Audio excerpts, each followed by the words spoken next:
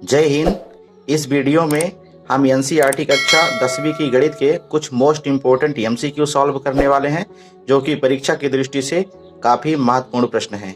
इन प्रश्नों में ऑप्शन नहीं होंगे, हमें स्वयं ही इन्हें सॉल्व करना है। क्वेश्चन नंबर फर्स्ट है, यदि धूप में खड़े व्यक्ति की छाया उसकी ऊंचाई की √3 गुना हो तो उस समय सूर्य का उन्नयन कोण क्या होगा। ठीक है, इस डायग्राम में हम देखें,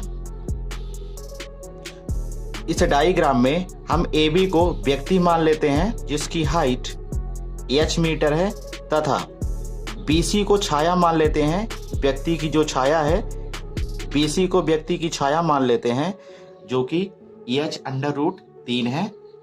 अब यहाँ हम tan थीटा का यूज करने वाले हैं। tan बराबर होता है हाइट अपान बेस, राइट। तो हाइट h है और बेस h√3 है। h से h कैंसिल हो गया, अपने पास बचा tan theta is equal to 1/√3। tan theta में 1/√3 ये 30 डिग्री होता है, तो tan थीटा की वैल्यू हो जाएगी, थीटा की वैल्यू 30 डिग्री। इस क्वेश्चन का आंसर 30 डिग्री होगा। सूर्य का उन्नयन कोण 30 डिग्री का बनेगा। क्वेश्चन नंबर सेकंड है, यदि दो संकेंद्रीय वृत्तों की त्रिज्याएं क्रमशः 4 सेंटीमीटर एवं 5 सेंटीमीटर है तो बाह्य वृत्त की प्रत्येक वह जीवा जो अंतः वृत्त की स्पर्श रेखा हो की लंबाई क्या होगी।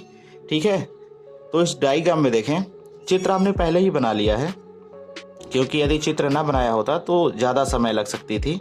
डायग्राम में हम देखें तो अंतः वृत्त की त्रिज्या 4 सेंटीमीटर एवं बाह्य वृत्त की त्रिज्या 5 सेंटीमीटर है। AB स्पर्श रेखा है अंतः वाले वृत्त की। ठीक है, हमें पता है कि त्रिज्या स्पर्श रेखा पर लंब होती है, यानी यह त्रिज्या इस स्पर्श रेखा को 2 बराबर भागों में विभाजित करेगी। तो पाइथागोरस प्रमेय का यूज करके हम AC फाइंड कर लेंगे। जितना AC होगा उतना ही CB होगा, राइट। पाइथागोरस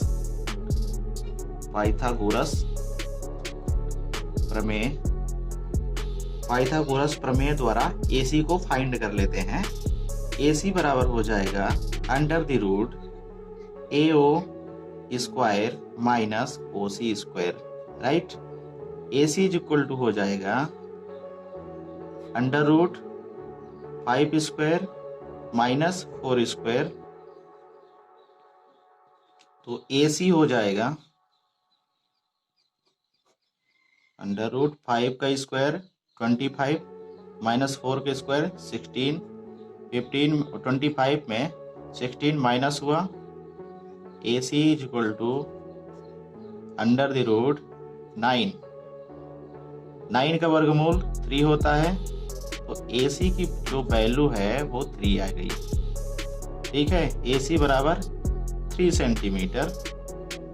तो AC 3 सेंटीमीटर है तो BC भी 3 सेंटीमीटर होगा। तो हम कह सकते हैं कि इस स्पर्श रेखा की लंबाई AB स्पर्श रेखा की लंबाई 3 + 3 = 6 सेंटीमीटर होगी। ये 6 सेंटीमीटर इसका आंसर हो जाएगा। अगले प्रश्न की ओर चलते हैं। हमारा अगला प्रश्न है, वृत्त का चाप वृत्त की त्रिज्या और चाप द्वारा केंद्र पर बने कोण में क्या संबंध होता है। तो यह संबंध होता है चाप बराबर कोण गुणे त्रिज्या,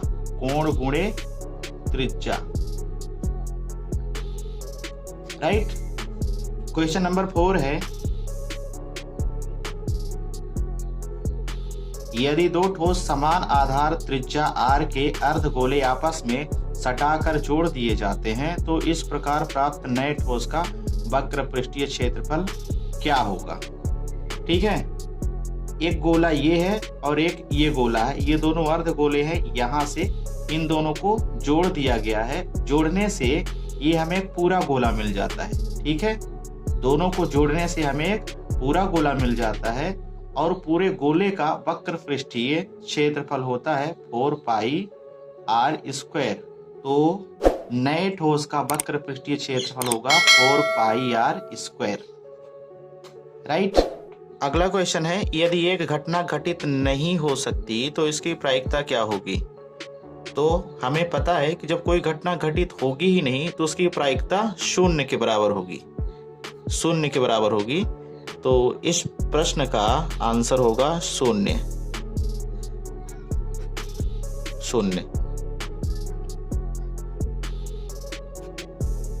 क्वेश्चन नंबर 6 है, पुल पर बैठा एक व्यक्ति नदी में एक नाव देखता है जिसका अवनमन कोण 45 डिग्री है।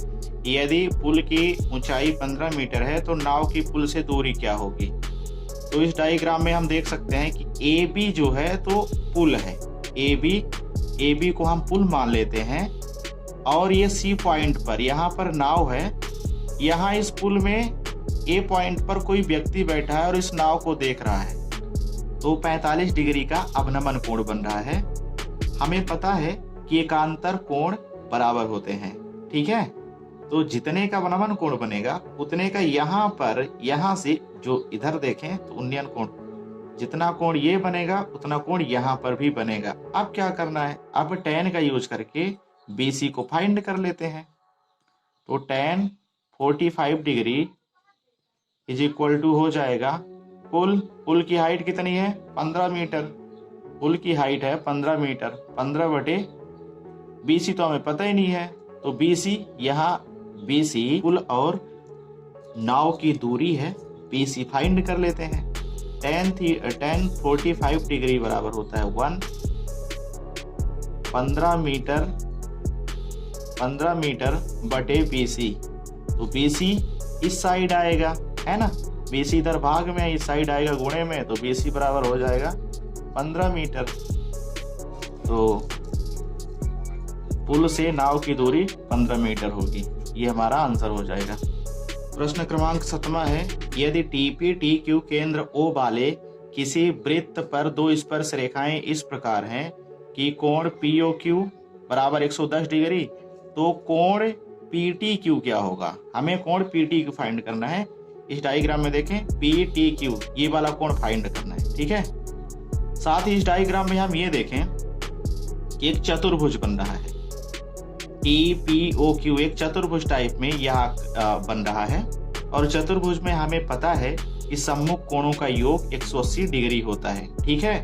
तो यहाँ हम कह सकते हैं कि कोण O प्लस कोण T बराबर 180 डिग्री होगा। तो कोण A की वैल्यू है 110 डिग्री प्लस कोण T बराबर 180 डिग्री, ठीक है। तो कोण T बराबर हो जाएगा 180 माइनस 110, कोण T की वैल्यू जो निकल के आएगी वो होगी 70 डिग्री, राइट। तो यहाँ इस प्रश्न में हम कह सकते हैं कोण PTQ की वैल्यू 70 डिग्री होगी, ये हमारा आंसर हो जाएगा। क्वेश्चन नंबर 8 है, यदि एक वृत्त का परिमाप और क्षेत्रफल संख्यात्मक रूप से बराबर है तो इस वृत्त की त्रिज्या क्या होगी। तो हमें पता है परिमाप होता है, वृत्त का परिमाप होता है 2 पाई r और क्षेत्रफल होता है पाई r स्क्वायर। पाई से पाई कैंसल, r से r कैंसल, यहाँ 2 बराबर एक r यहाँ पे बच रहा है, ये r हो गया, यानी कि r की वैल्यू जो निकल के आ रही है वो 2 है। वृत्त की त्रिज्या r बराबर 2 इकाई होगी, ठीक है, ये हमारा आंसर हो जाएगा। क्वेश्चन नंबर 9 है, एक लंब वृत्तीय शंकु को आधार के समांतर तल द्वारा काटने पर प्राप्त परिच्छेद क्या होगा। तो ये हमारा लंब वृत्तीय शंकु है। इस लंब वृत्तीय शंकु के आधार के समांतर तल द्वारा काटने पर जो परिच्छेद बनेगा वह वृत्त जैसा होगा, ये वृत्त होगा। इस प्रश्न का राइट आंसर वृत्त होगा।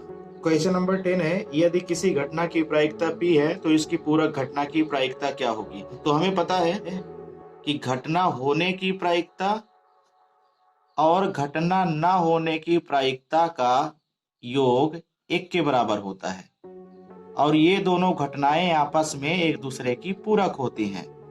तो यहाँ प्रश्नानुसार घटना की प्रायिकता P है, तो इसकी पूरक घटना की प्रायिकता हो जाएगी 1 माइनस P।